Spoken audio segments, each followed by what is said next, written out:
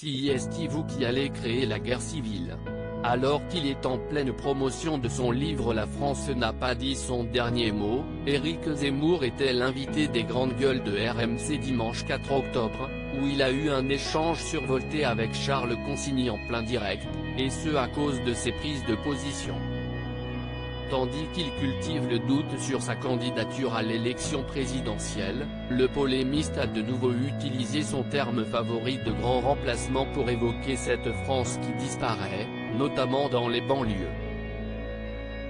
Mais alors que l'ancien chroniqueur d'On n'est pas couché cherchait à provoquer davantage le débat, Éric Zemmour lui, s'est braqué, au point de menacer de quitter le plateau.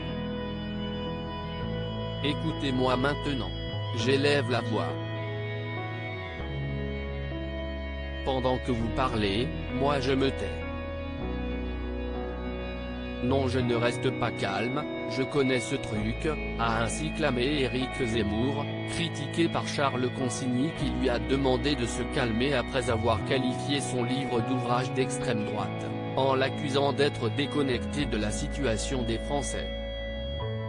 Pour être président il faut être à calme, a ainsi rétorqué avec amusement le chroniqueur, ce à quoi Éric Zemmour a rétorqué avec un je m'en fous, avant d'ajouter agacé, oui, je ferai peur aux gens.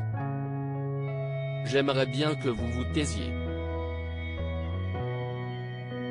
Après un bon ok, je m'en vais, le polémiste a finalement pu reprendre sa réflexion après la demande de retour au calme d'Alain Marchal et Olivier Truchot. Éric Zemmour bientôt candidat? Toujours agacé par son interlocuteur qui lui a longuement coupé la parole, Éric Zemmour a repris son coup de gueule avant de poursuivre sa réflexion. Le truc de parler sur moi alors que vous avez parlé quand je me taisais, je le connais. Donc vous arrêtez et vous me laissez parler. Moi, je ne fais jamais ça. Moi je vous ai laissé parler. Alors soyez un peu respectueux, a-t-il scandé.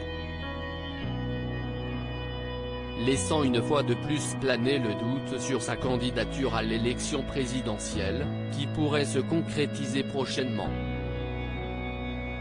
Après être parti à la chasse aux 500 signatures nécessaires, les soutiens du polémiste sont passés la vitesse supérieure.